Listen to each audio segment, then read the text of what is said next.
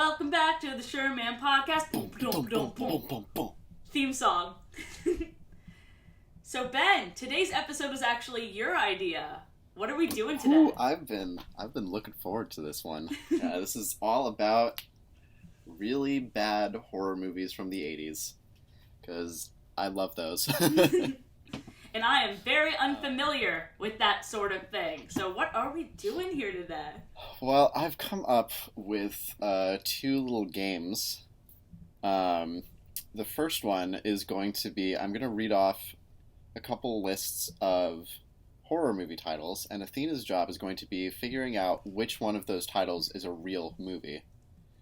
And then after that, I've got a list of actual horror movies, just the titles, and I'm going to read you the titles, Athena, and you're going to try and tell me what the plot of the movie is, just based off the title. Some of these are going to be really easy because the title is literally like, oh, yeah, duh, that's what the movie is. But others are going to be like, why? Why did they call it that? How many answers do I have to get right to win? And if I win, what do I get? Oh. Bragging rights. Amazing. You can brag to all of your all friends. Of my friend. I'll brag to you. Aside from that, I think we're playing by whose line rules. The points don't matter. The points don't matter. Rules Got are made it. up. Awesome. Sounds good to me. Yeah. All right. Also, I'm wearing a Camp Crystal Lake T-shirt, which is thematically appropriate. Oh, I never knew that. I've seen you wear that. For people who have watched Friday the 13th. I've seen you wear that shirt so many times, and I had no idea what it was ever a reference to. I'm wearing, very not topical to today's video, because I don't watch horror movies, Class of 2020. But actually, that's equally as horrifying, actually. Our world is kind of a horror movie Kind right of. now. Let's jump into the questions instead of jumping into that. Let's jump into it. All right. All right, so for this first game, just to remind you, I'm going to read a list of 3 names. You need to guess which one of them is a real movie. And I've kind of organized them all around themes. Ooh, so, what's the first theme? So the first theme is Christmas-themed horror Oh, movies. that's perfect for me. Thank you for making that one first. Yeah. Because I know Athena loves Christmas. It's her favorite holiday. I love Christmas, too. Christmas and Halloween are kind of tied for me. Though I think Halloween I prefer mostly just because it's like an excuse to just marathon like 20 horror movies in one night. I did not do that. Alright, so for this first one, Christmas themed, we have Santa's Sleigh, Sleigh spelled S-L-A-Y, Christmas in Hell, or Holly Jolly Bloodbath. It can't be Holly Jolly Bloodbath. That's so corny. No. I love Santa's Sleigh, but I think that is so clever that you will make that horror movie one day. So I'm going to go with, what the second one was Christmas in Hell. I'm going to go with that one.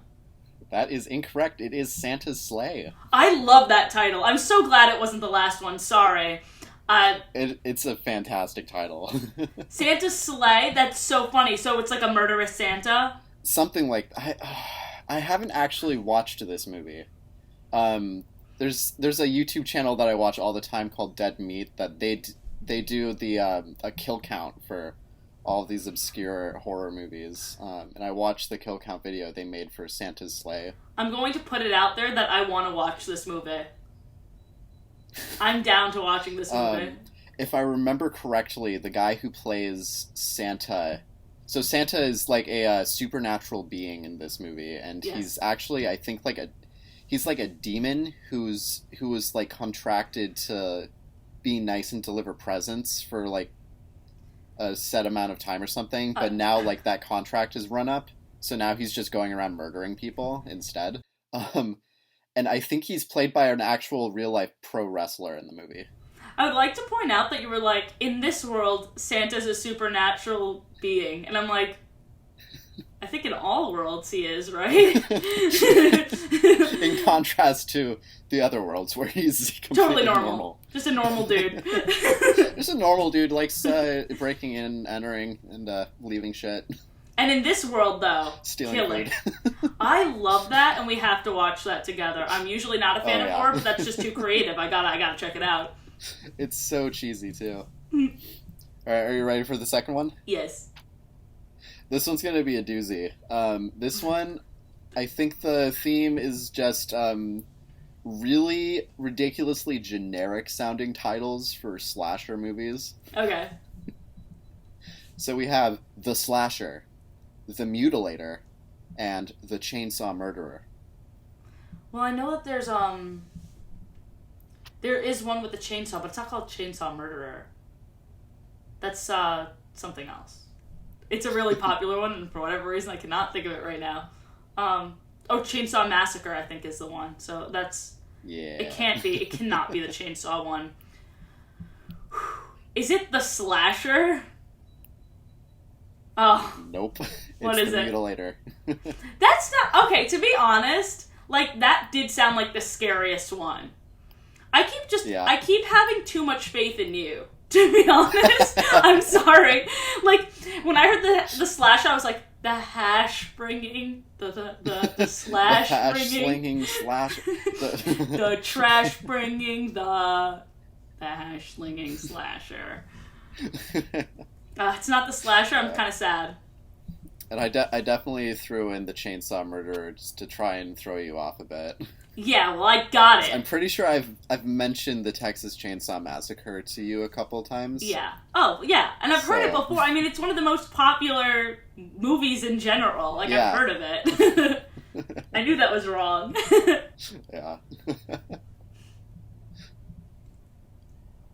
All right. Are we ready to move on to the final category? Oh, there's only 3 of these types of questions?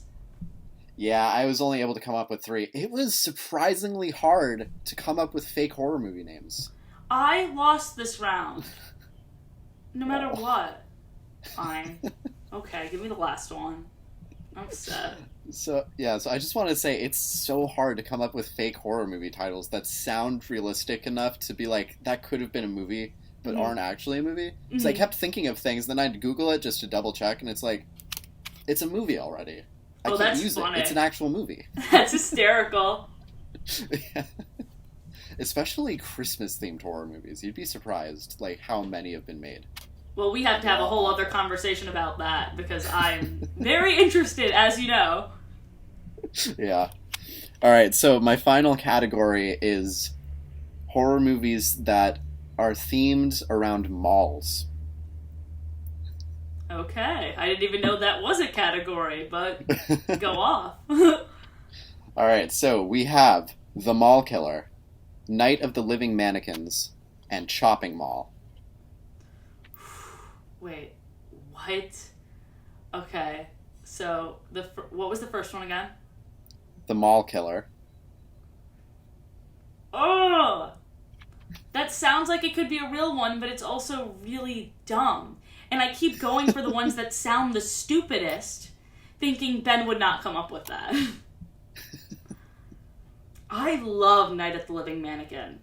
That one is the most clever, and I keep thinking that the ones that are most clever are you, and it has not been in my favor, but what if I switch up my strategy now, and I get this last one wrong? Mall Killer. Nope, it's Chopping Mall. That was literally, I didn't even remember that one, so I would have gotten it wrong regardless. Chopping Mall? Like, what's the... Chopping Mall. What's the play on words? Nothing? There really isn't a play on words. It's like, I know that there's a thing like called It's the just... chopping block, so I'm like, okay. Uh-huh. But that's just, that sucks. So what, it's like an axe murderer in a mall? No, actually. This actually is a transition into the second part of the challenge, if you want to move on to that. Yes. Because Chopping Mall is also the first movie on my list of movies that I want you to try and guess the plot to. Oh, okay. So, you can go into as much or as little detail as you want. I'm so upset. Well, the initial thing that I thought of was an axe murderer, and now you're telling me it's not, but it has the word chopping in it. So, Oh, wait. I'm trying to think of different shops in the mall. There's no... This one's really not obvious at all. There is an arts and crafts store in the mall. A sweet old lady, who you'd see in any kind of Michaels or craft store, greets you. And she has all the different supplies needed for all of your crafting needs. We love her until we realize she was the murderer. She has a bunch of scissors, and she kills everyone in the mall with her special crafting scissors. That actually sounds really badass, and I really want to see that movie now. Thank you. Unfortunately, that is not the plot. Darn. What is the plot? Like I said, it's really not obvious based on the title. In fact, this is one of the movies that I think has a really awful title, because it's not at all that. So you hear Chopping Mall and you think, oh, it's going to be like a slasher film. It's going to be some crazy guy with a machete or an axe or something. It's literally called chopping. Chopping. There is no chopping whatsoever in the movie. Ooh, that pisses me off. So the actual plot is it's this very high-tech but 80s version of high-tech mall. Mm-hmm. The owner of the mall has just unveiled a new security system which involves giant metal barriers that will come down across all the doors at night. Mm-hmm. And there are 3 robots. These 3 robots, they will just kind of roam around the mall, and if they see any like burglars or anything, they have like tasers and stuff, and they'll like subdue the burglar. So the plot is it's a group of teenagers, of course, who decide they're gonna have a party and get drunk and have sex and do horror movie teenager things in the mall one night. So they get locked in the mall. The robots start malfunctioning, and they murder the human security guards and one of the janitors, and then they start chasing after the teenagers and killing the teenagers. Okay, but why? Okay, listen, I'm not gonna lie, that plot doesn't sound awful. Like, is it generic? Yeah. But what were they thinking with the name of the movie? They're like, they thought about it, it's an and they awful thought about title. all of the plot points, and rather than go something that has to do with the robots, they're like, oh, this takes place in a mall. Like, how did the title have nothing to do with robots? Yeah. Wow, that's really, really upsetting. It is. Let's continue on. All right. Are you ready for the next movie? I am. All right. Terror Train. Terror Train? Mm-hmm. I think the train is alive. It's another robot kind of thing. And all of the passengers, they get on the... Oh my god, actually I have a really great plot. All the passengers that get on the plane, the train... all the passengers that get on the train, it's a normal train ride. Except what they don't know is that the train is reading their thoughts and memories and life experiences. And then when they get home, they keep having train-related nightmares. And then this train just keeps showing up in the background of all of their childhood trauma dreams. And then, eventually, it runs them over. And then they wake up and they're like, oh my god, it's not real. But then the train is just looking at them through the window. And it's like, or is it?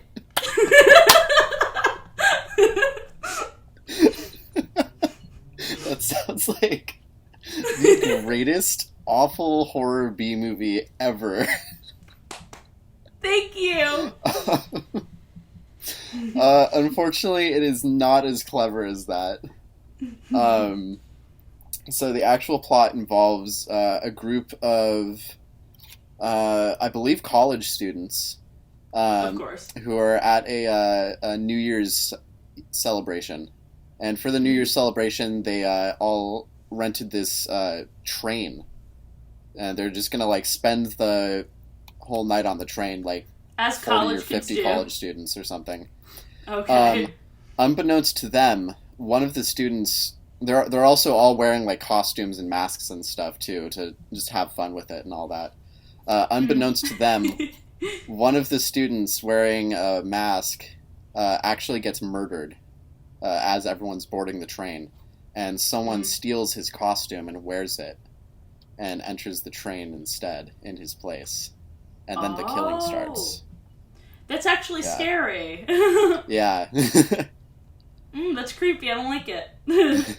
It is creepy. It's a pretty good movie, actually. I like my plot better. I do too. It's so clever. It's so creative. Thank you. All right, are you ready for the next one? Yes. All right, and so just to tell you, so the setting of this one is really not obvious based on the title. Okay. Like the setting is in the physical location. Yes. But besides that, the title is somewhat descriptive as to what's happening. So this movie is called My Bloody Valentine. Okay. I feel like I've heard of this one. So it doesn't happen on Valentine's Day? Yeah, it does happen on Valentine's Day. So it's Valentine's Day. We are in... You said the place isn't obvious. And that seems weird to me. So I'm gonna, just make it freaking out there. We are on a farm. This is a country love story, y'all. But little did they know, there's somebody about to murder both of them. Oh! Obviously, Crazy Ex. Crazy Ex. It's the Crazy Ex. That's all you need to know. Ready? Country boy meets country girl, fall in love. It's Valentine's Day. It's so romantic. He proposes to her. The day later, murdered by her crazy ex. That's all I have to say. That's pretty good. Thank you for always complimenting me before telling me I'm wrong. So it actually takes place in a mining town. Okay. And so most of the characters are miners. Like the guys with the pickaxes, not people below the age of 21 or whatever. And so the setup for this movie is that many years ago there was a mining accident on Valentine's Day, where 6 miners were trapped underground for several days in this accident. And it happened because the 2 supervisors who were supposed to be on duty were at a Valentine's Day party instead of working. And so as a result of this accident, because they were trapped underground, eventually workers did manage to rescue one of them. It was a guy named, what was his name? I've got this all written down because this one was hard to remember for some reason for me. So they managed to rescue one of the miners, whose name was Harry Warden, and he only survived by eating the other miners. How is that? That's such an ongoing theme, so very gross especially already. For movies that you're interested in, is cannibalism. What? I feel like, really? Well, you're writing the Trail to Oregon one, which is fantastic. It's better than all the movies that you've listed. Yeah. And then, I don't know, it's just been I feel like that's just been a theme. I didn't mean to say it for you. That sounds really creepy. That's a theme for you. You're super interested in cannibals. It's so creepy and gross. It's it's so just, wrong. I don't know, it's just such a powerful horror imagery to me. Mm-hmm. I think. I guess that's why I'm interested in it. Yeah, it's very effective. It's super effective. So then, a year later after this accident, Harry Warden comes back and murders the 2 supervisors on Valentine's Day the next year. And then he vows to keep coming back and murdering people who are having Valentine's Day parties. So the town has just, a complete shutdown on all Valentine's Day parties. Until this movie starts in full with a group of teenagers who are so determined to have a Valentine's Day party. And then, of course, some people start getting killed in very gruesome ways. It seems like this Chuck guy is misplacing his anger. You already killed the people who were directly responsible for the accident. It's how many mining people are being killed in the 80s? How many mining people were there in the 80s? I don't know. I really don't know anything about mining. It seemed like a very specific situation happened to him, and then he blamed it on the holiday. Yeah. Well, I mean, he is a psychopath. Chuck's a douche. I don't like Chuck. We don't like him. His name is Harry. Why do I keep saying Chuck? I don't know. I don't know where you got that name from. I don't know. But Harry. Harry's the killer. We don't like Harry. Chuck is fine. We don't like Harry. I'm sorry for slandering Chuck's good name. He's fine. He didn't do anything wrong. Poor Chuck. Poor Chuck. Alright, are we ready to move on to the next one? Yes. Alright, so this one, another Christmas-themed one. Yes. And this one was actually very, very controversial when it came out. There were people protesting it because of the themes presented in this movie. Oh, jeez. It is called Silent Night, Deadly Night. Of course. Okay. Well, that's if so many people are protesting it. Great title. Great title. But if so many people are protesting it, and with a name like that, I am guessing that this is a horror movie that happened in biblical times. They are. Is it not? Well, I'm going to keep going with my plot. People are going to protest this episode of our podcast with what I was about to say. I thought they were going to say that, like the Virgin Mary, exorcism, Jesus controlling the body. Oh. That's what I thought it was going. Oh. Like, maybe he is a god, but is he the god we need? Ooh. Ooh. Don't be interested in that idea. Are there any horror movies that took place during biblical times? Now I'm curious. Not that I know of. Wow. There's tons of movies, especially in like 70s and 80s, that have like really strong religious themes throughout. But did they bring it none back? that take place like during biblical times that I know of. Wow. Yeah. Interesting. So, what is the real plot of Silent Night, Deadly Night? All right. It's pretty dark. So as dark basically, as mine? I need to look up this character's name. Actually, I'm forgetting his name. As dark as the one that I came up with?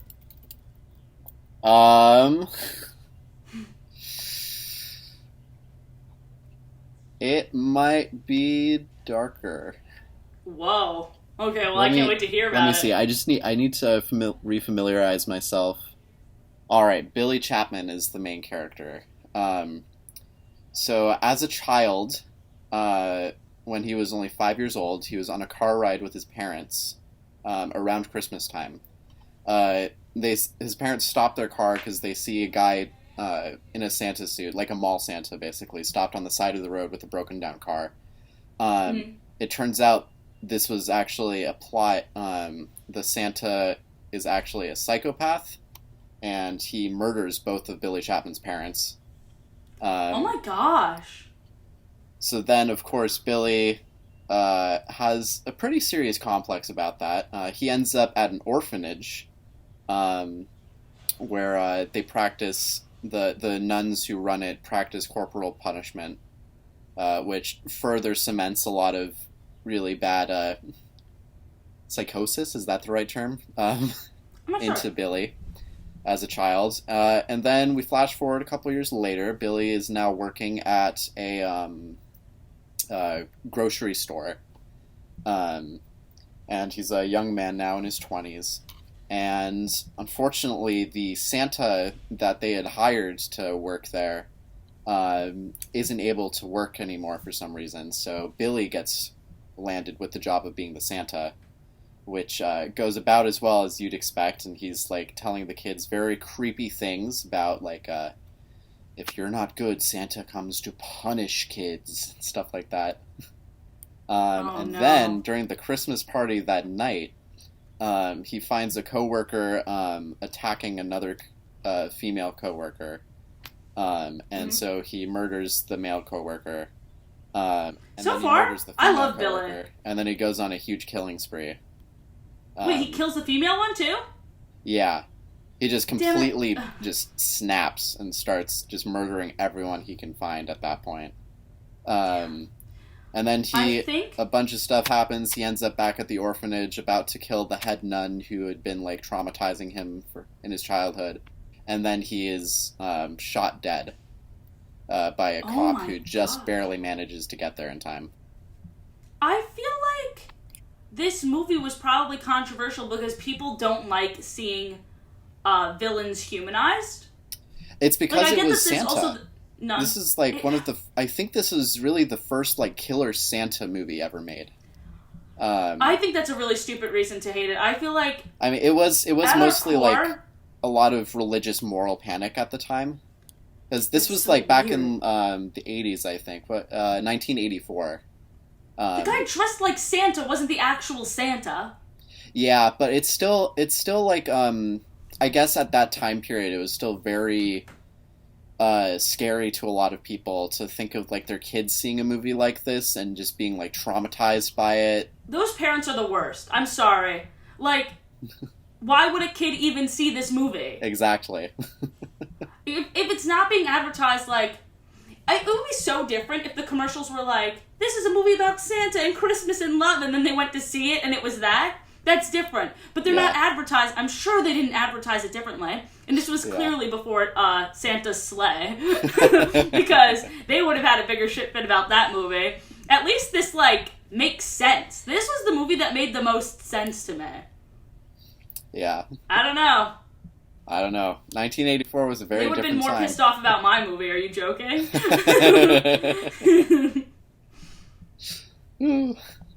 Next movie. All right. This one is a cult classic, Sleepaway Camp. Sleepaway Camp. It's got to be a group of teens. If not teens, I would say like 9-year-old, 10-year-old boys. You know what? I'm going to be more creative because I know I'm not going to nail the plot anyway. They're Boy Scouts. And... Wait, no, it's a sleepaway camp. Why am I changing it? It's like... The title of this one is pretty descriptive. It's like the sleepaway camp equivalent of Boy Scouts. It's a camp just for boys. I'm doing it. I'm going all out with the details that probably aren't right. No!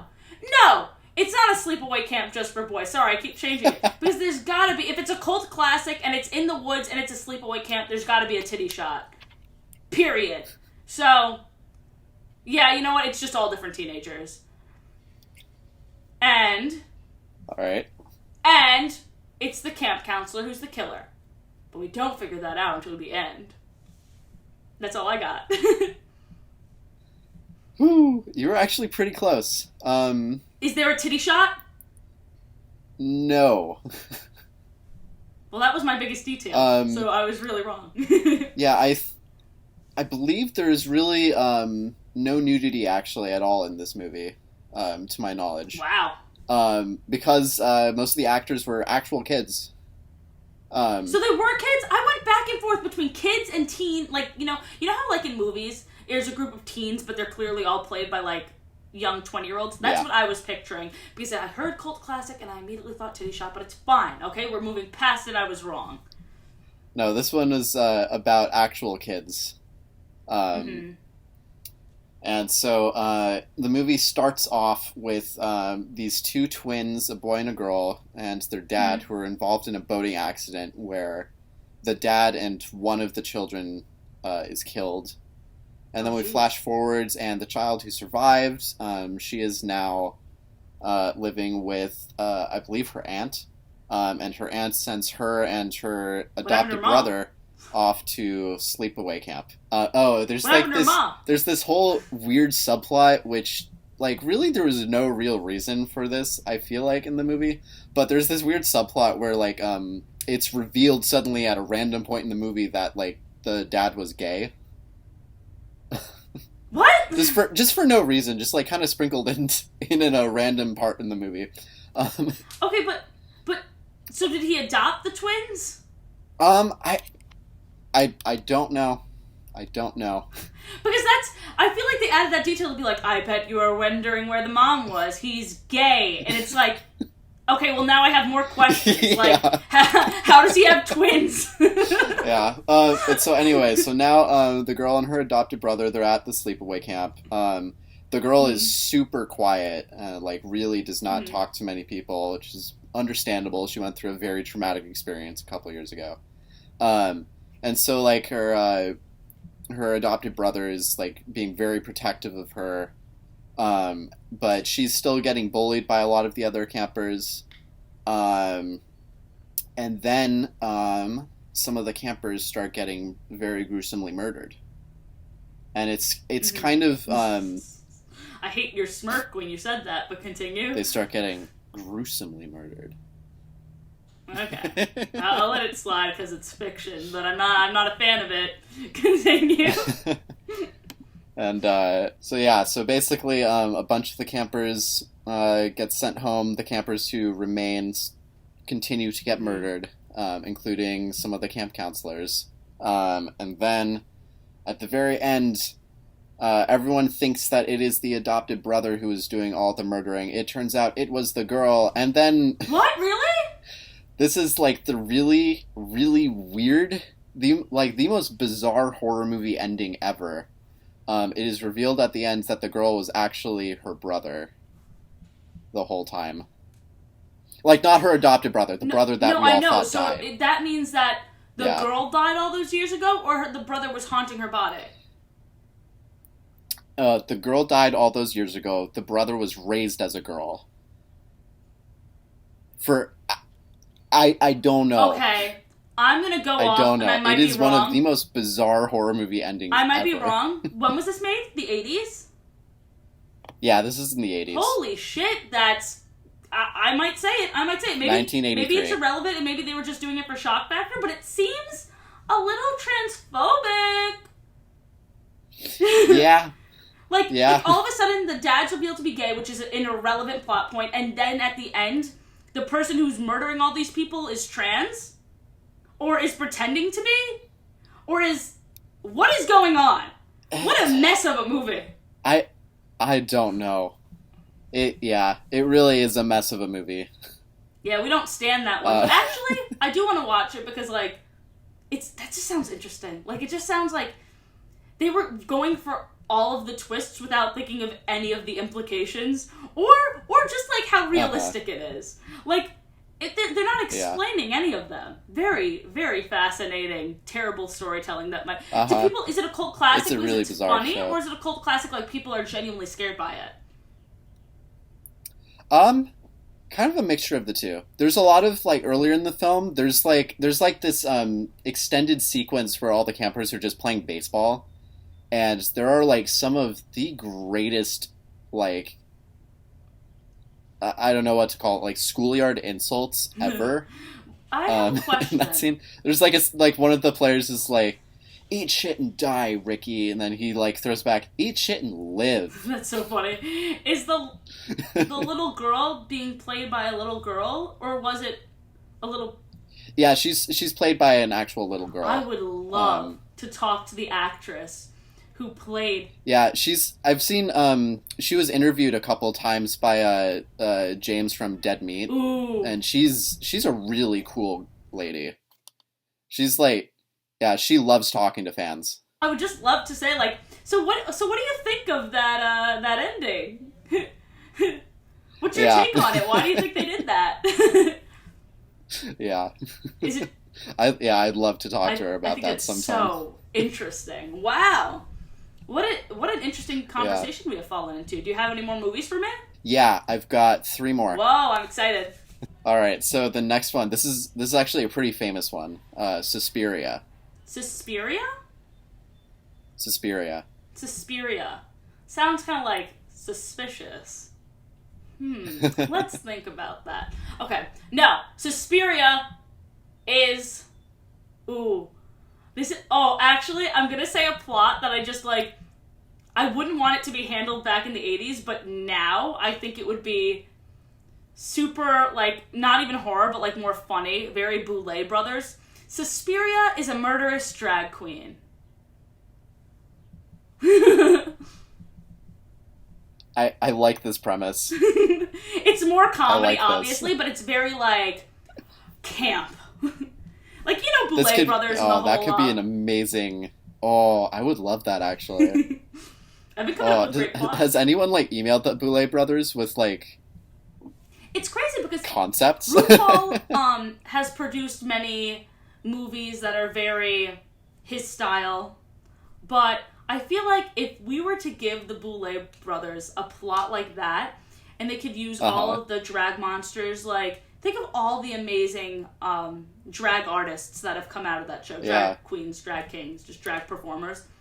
And put them in a fucking horror movie. Yeah. How fun would that be? Oh, it could even be kind of like a take on like a classic 80s slasher setup where it's like it's a runway beauty show kind of thing. I love that. Except it's like Drag Race where they're all drag queens. Yes. Instead of like your usual like blonde scream queen women. Yeah. I love that. I love that.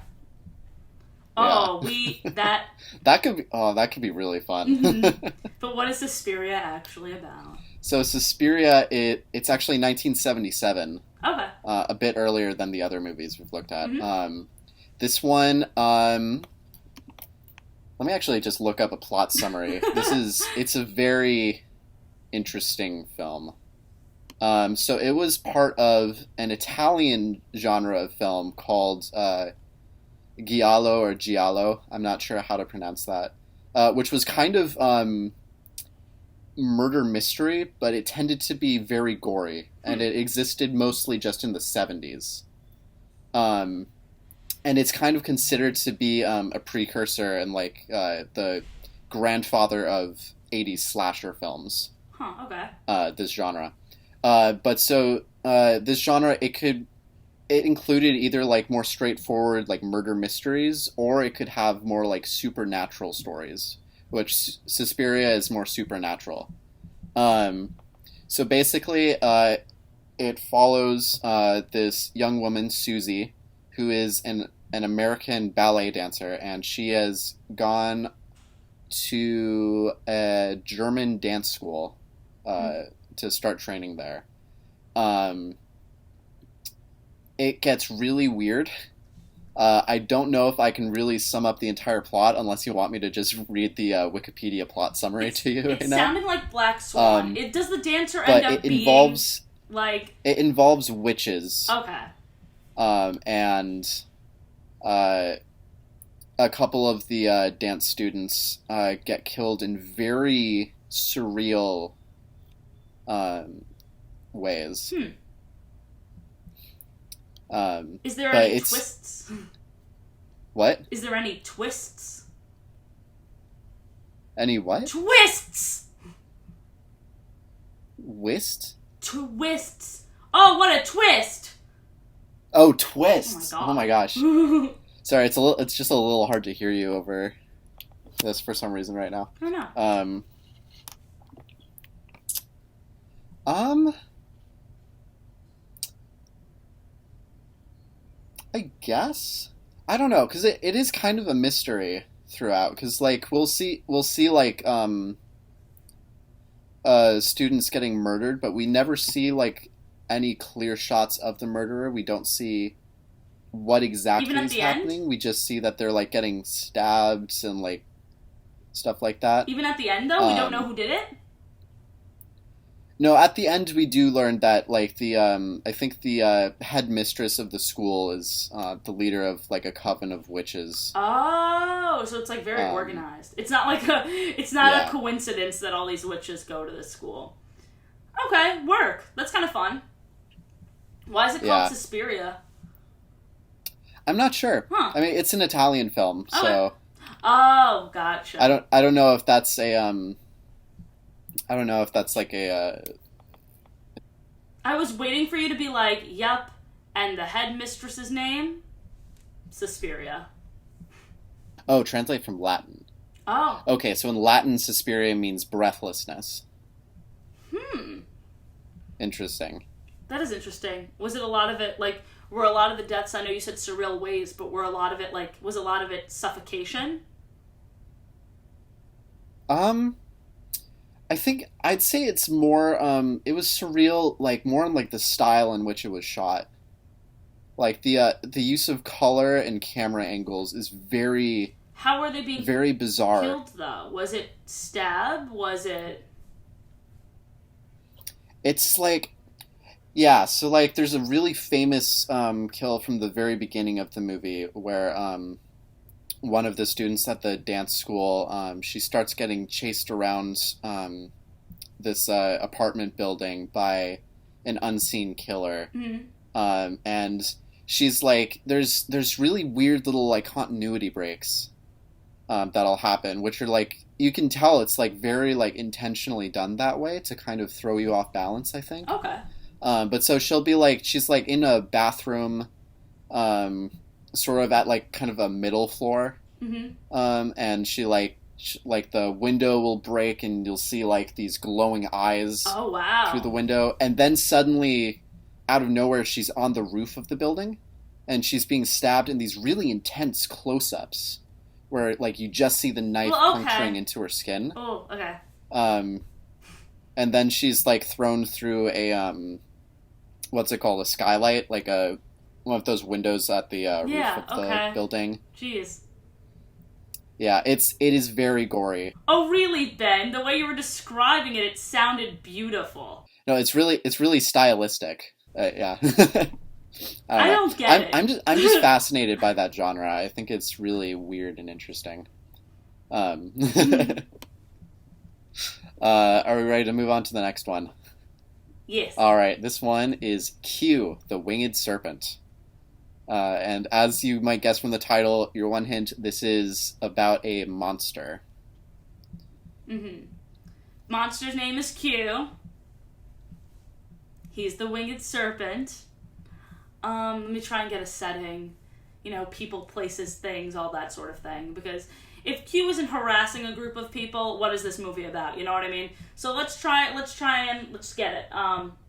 Q, the Winged Serpent. This is... Oh my god. It's in medieval times. It's like Disenchantment. Anyway, so all these people, they're just looking for grub, eating those giant legs. Nom nom, mutton. We love to see it. And they're a simple group of people. There's a bunch of stories of Q the Winged Serpent, but it's not real, right? Until it is. And he first kills the king, which is a very big deal. And then he harasses all the townspeople, but our main character is actually a poor man. He doesn't get killed. He saves the day using a gemstone that actually repels the serpent away. And he goes into another time period. It's a time-traveling serpent.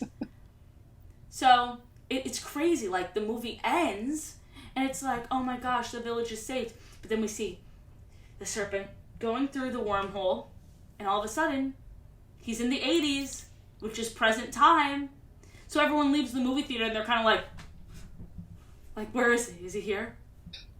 That is really fun. Thank you for being That's so encouraging. That's a really fun movie. Thank you for being so encouraging. Yeah, of course. You're coming up with some really interesting plots. I love some of your plots better than the actual movies. Thank you. Okay, so the actual movie, excuse me. I'm actually just going to read the Wikipedia summary because it's fairly short. So the Aztec god Quetzalcoatl, I think that's how you pronounce his name, so that's Q, a winged dragon-like female lizard, takes up residence in the Art Deco spire of the Chrysler Building. No in way! 1982 Q's a girl? New York. Uh-huh. I was going to say With that frequent... Q's a girl. I was going to say it, and I stopped myself. I'm like, no, Athena, don't get too unrealistic. And I came up with a crazy plot that I came up with. But I thought there's no way that they're going to make this winged serpent a girl. And she is! Good for her. Good for Q. I already love it. Continue.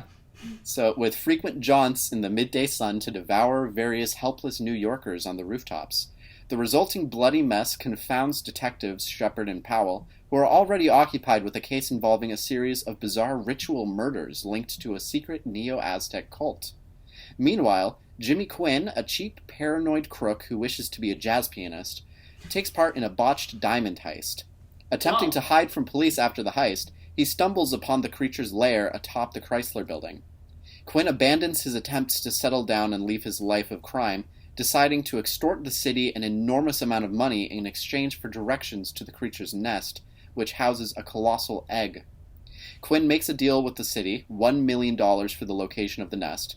He leads Shepard and a paramilitary assault team to the top of the Chrysler Building. First, they shoot the egg, killing the baby inside.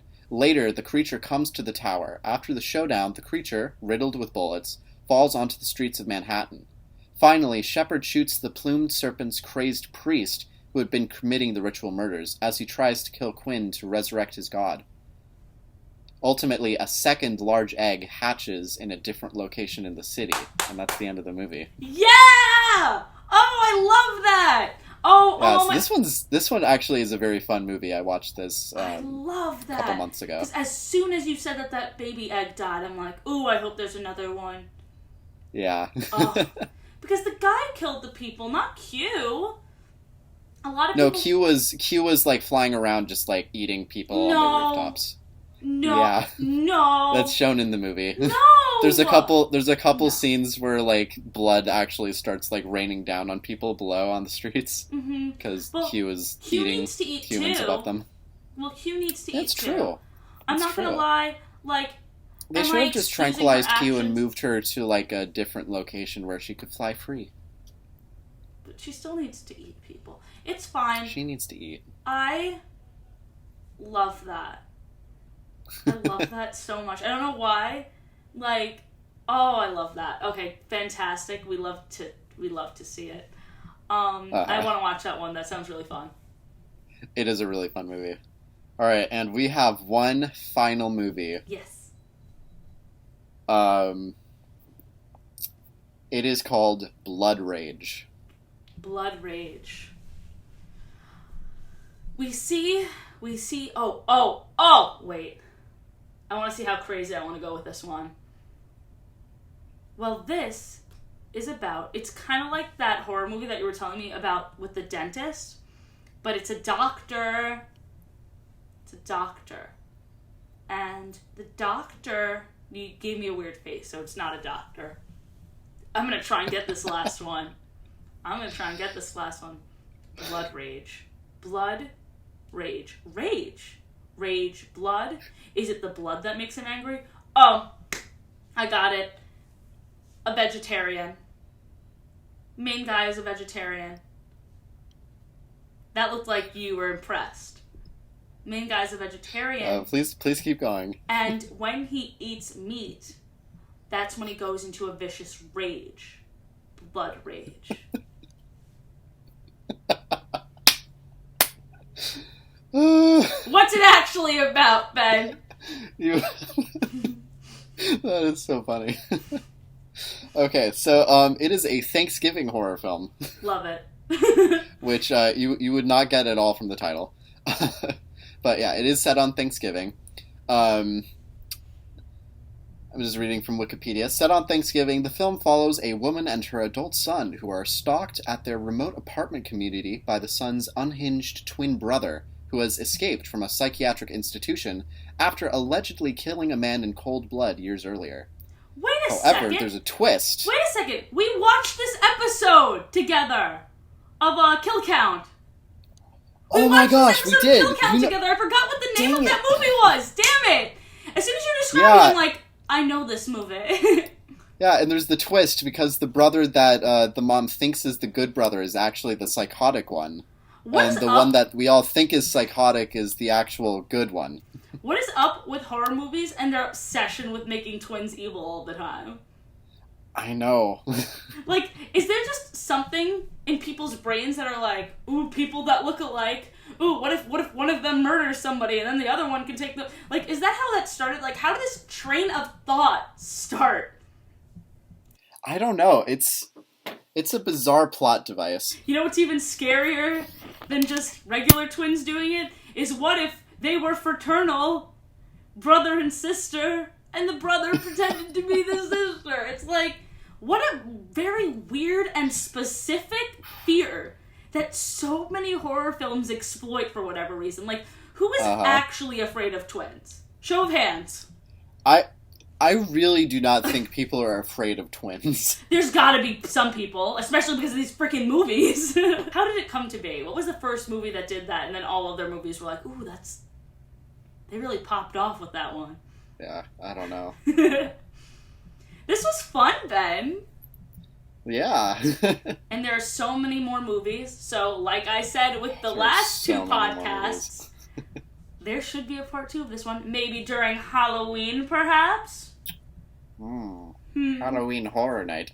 Yes, absolutely. I hope you guys enjoyed. Do you want to sign off, then, in a spooky way? Oh, what was that from? There's like that famous signing off thing from like some old like 1950s or 60s horror mystery TV show. You're asking me? See you next Wednesday. Oh, that's funny. I wish you had a wig with you, so you can be like, I was actually, and then I can be like, Athena this whole time! But anyways, guys, see you next week where we will talk about something else. Bye-bye. Bye!